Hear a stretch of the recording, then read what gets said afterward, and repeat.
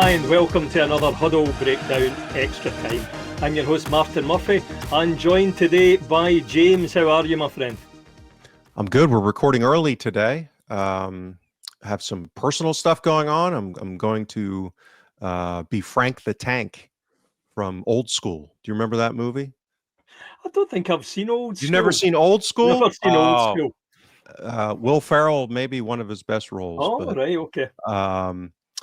Yeah, that and the Wedding Crashers. You ever see that one? Oh, yeah, I've seen that. Yeah, seen with that. Yeah. So similar taste. You know, it tells you what my humor and maturity levels are. But no, we're going to visit our kids at university for family weekend. So I'm going to be teaching all these young men how to play beer pong. How do you actually perform? Beer for breakfast tomorrow morning. That's what we're going to be doing. So you're fulfilling the role of a young Rodney Dangerfield. That's living the dream, I would suggest there, James. Yes, that's another one. That's one of my favorite movies of all time. Yes, Back to School. Yep. Yeah. So not quite that, not that opulent. We're not going to be having a penthouse apartment on campus. We're staying at a cheap hotel, but no, yep, getting geared up for that. So appreciate you recording early for me. Not at all, and I hope it all goes well. And also just to add Alan's apologies here for those who missed the show earlier in the week. Alan, likewise, thinking that we might be in the Champions League. Oh, the fool. Has got all his social and family duties at the moment, on these Europa League evenings. We've now got to record that day later. So, Alan, hope you have a good time down in Leeds. I think he's off there, isn't it? So, yeah. Yep. Okay. A lot to get through, James. So I think we'll get right in here. So, thanks for joining us, everyone. Today, we're obviously going to be discussing last night's game against Braga, 2-0 defeat. So we'll be going over that in a bit of detail. We'll be considering some of the individual performances. James will do a bit of analysis there. We'll also maybe consider Brendan in that sense as well. From there, we'll also be looking ahead to the weekend game Sunday at 3:00 again because of these Europa League matches.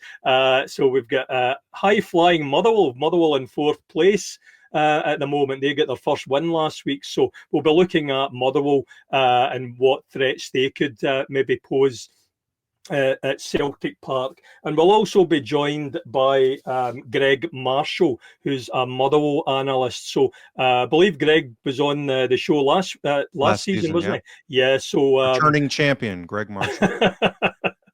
That's it. Greg's always worth a listen, and we'll be passing on his information for those as well who are maybe want to look into Motherwell a wee bit further. Always good to know your opposition. I would suggest, James, isn't it? So let's get into it then, James. Soccer Mageddon.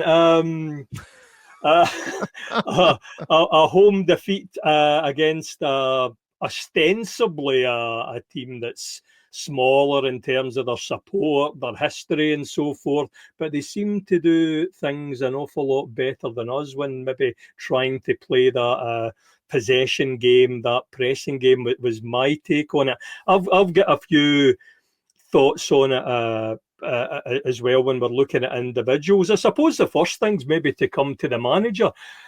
I suppose, look, Brendan's been coming in for a lot of criticism, and I think probably a lot of it justified. A crumb of comfort for me, I thought, last night was that he actually did make an effort to change formation much earlier, kind of after half time. We came out and tried something a bit different, and it seemed to go okay for a bit.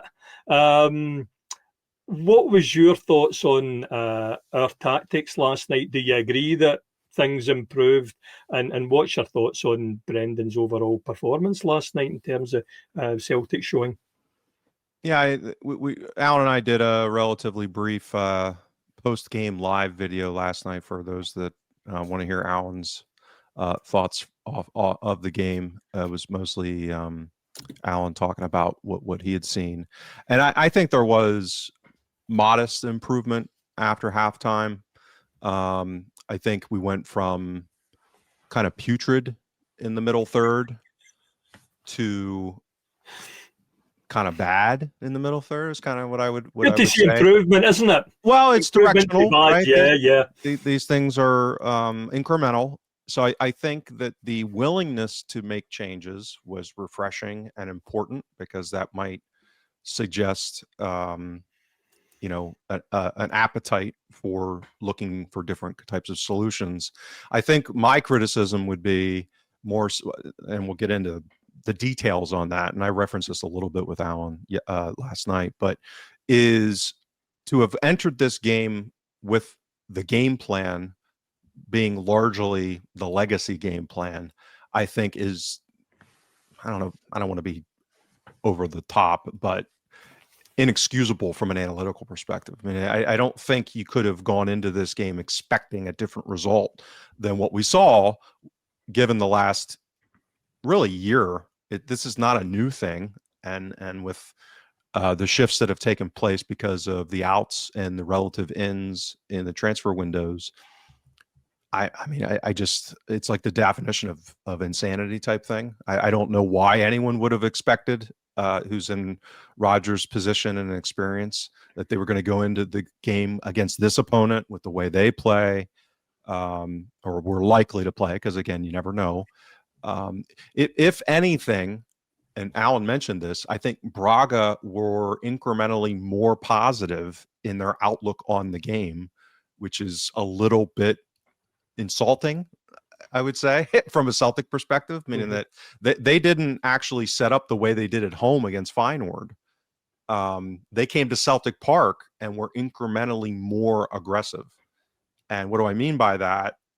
They were more advanced and aggressive in their front-footedness in high press. So they felt like they could hurt us in doing that. And that and we always talk about this, and again, I'm surmising this, don't know this for sure, obviously, but that the incremental risk reward of playing that higher line with Lagerbielke, by the way, as one of the center backs, who was not fast enough to play center back at Celtic playing a high line, they made the calculation that it was worth engaging higher up, pressing high up, versus giving those vulnerabilities in behind against our front three in particular. And from a risk reward perspective, it generally worked out for them. As I talked about in previewing with Lauren and Alan earlier in the week, expected basically like a trench warfare middle third. I think that's largely what happened. I think they definitively won that war. It wasn't for the first 2 or 3 years of World War I, a stagnant trench warfare. They kind of slowly were moving forward incrementally and winning that battle. I think we pushed back a little bit with the tactical shift at halftime. And then, as these things oftentimes do, particularly when you get into this kind of messy middle third battle, it's the limited chances in the final third who takes their chances and who makes a mistake. And everyone that watched the games know how that played out. And we can certainly talk about that when we get into the individual performances. But just to wrap this up in kind of a macro perspective, team performance level, we had, I think, something like, what was it? Yeah, 0.25 XG from open play. Okay. That's like ridiculous, especially at home, and especially against a team like Braga. So this is what I'm saying, that they generally won that middle third battleground.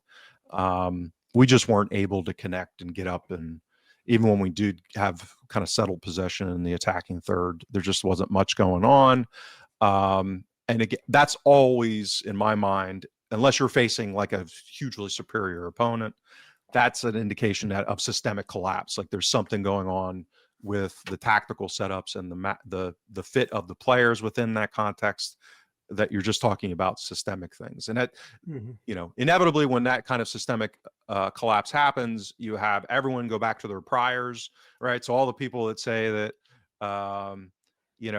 Bernardo should have been playing the whole time, they think he had a good game. And if they think that Nygren's the worst player ever, they think he was the reason that we failed, or McGregor's too old and that's the reason that we failed, or, so everyone just kind of falls back on their priors kind of thing.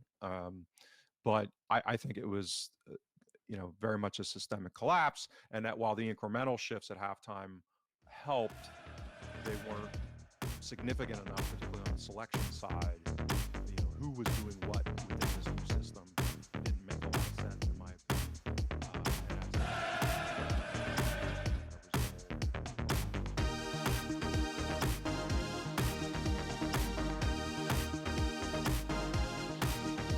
We hope you enjoyed this free preview from all of us here at the Huddle Breakdown. We know you have options, and we really appreciate you tuning in. To hear the rest of this episode and for much more Huddle Breakdown content, head on over to www.huddlebreakdown.com. We hope you consider subscribing. Thank you.